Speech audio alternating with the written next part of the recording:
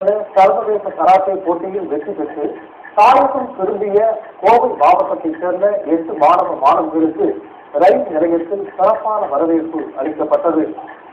சர்வதேச அளவில் பல்வேறு நாடுகள் பங்கேற்ற கராத்தே போட்டி கடந்த 8, 9 மற்றும் 10ஆம் தேதிகளில் இலங்கை கொழும்பு நகரில் உள்ள சுகந்ததாசா உள் விளையாட்டு அரங்கில் நடைபெற்றது. இதில் 16 வயதுக்குட்பட்டோருக்கான போட்டியில் கோவை ஒலிம்பிக் கராத்தே கிளப்பை சேர்ந்த 8 பேர் பங்கேற்றிருந்தனர். இப்போட்டிகளில் பங்கேற்ற பல்லடம் CESP பள்ளியைச் சேர்ந்த சரண்யா 3 தங்கப் பதக்கங்களும், கோகுல் 2 தங்கப் பதக்கங்களும், சௌந்தர்யா 2 வெண்கலப் பதக்கங்களும் வென்றுள்ளனர்.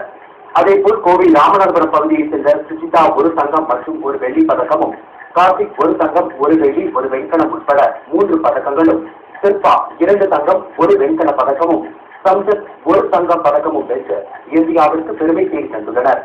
இந்நிலையில் 10 தங்கம் 4 வெள்ளி மற்றும் 1 வெண்கல பதக்கங்களுடன் வெற்றி வாகை சூடி தாயகம் திரும்பிய வெற்றியாளர்களுக்கு கோவை ரயில் நிலையத்தில் அனைத்து இந்திய மனித உரிமைகள் மற்றும் நலிவடைந்தோர் பாதுகாப்பு அறக்கட்டளை சார்பில் சிறப்பான வரவேற்பு அளிக்கப்பட்டது.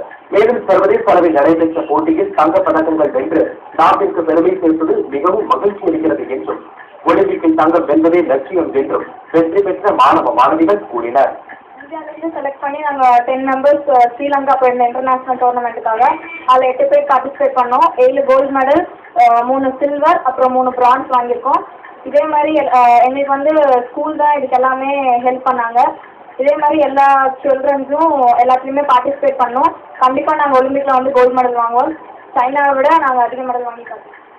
கடந்த 10 ஆண்டுகளுக்கும் மேலாக இதுபோன்று தேசிய மற்றும் சர்வதேச அளவிலான போட்டிகளுக்கு இளம் மாணவ மாணவிகளை தாங்கள் தயார்படுத்தி பல வெற்றிகளை பெற்றுள்ளதாகவும், இவர்களைப் போல் அனைத்து மாணவ மாணவிகளும் சிறக்க வேண்டுமெனில் பெற்றோர்களும் ஆசிரியர்களும் அவர்களுக்கு ஊக்கமளிக்க வேண்டும் என்றும் கோவை ஒலிம்பிக் கராத்தே கிளப் பயிற்சியாளர் ராதாகிருஷ்ணன் கூறினார்.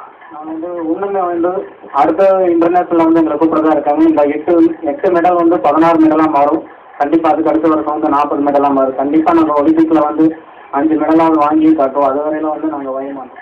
இந்த நிகழ்ச்சியில் அனைத்து இந்திய மனித உரிமைகள் மற்றும் நலிவடைந்தோர் பாதுகாப்பு அறக்கட்டளை மாவட்ட செயலாளர் சரவணன், இணை செயலாளர் மகேஸ்வரன் உட்பட பலர் கலந்து கொண்டனர்.